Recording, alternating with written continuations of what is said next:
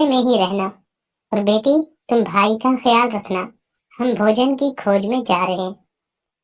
ऐसा कहते हुए दोनों रानू चिड़िया और तोता भोजन की खोज में निकल पड़ते हैं। भाई, मैं और मम्मा अब तुम्हारे पास ही रहेंगे। अब तुम मेरी मम्मा को अपनी ही मम्मा समझना और मुझे अपनी बहन। और आज से तुम्हारा नाम छोटू है। मैं तुम्हें छोटू ही कहा करूंगी। छोटू, क्या तुम्हें उड़ना आता है? नहीं मीना बहन, अभी मुझे उड़ना नहीं आता। मुझे भी अच्छे से नहीं आता, लेकिन मैं तुम्हें उड़ना सिखाऊंगी। पहले ऐसे पंख फैलाते हैं और फिर लंबी सांस लेते हैं।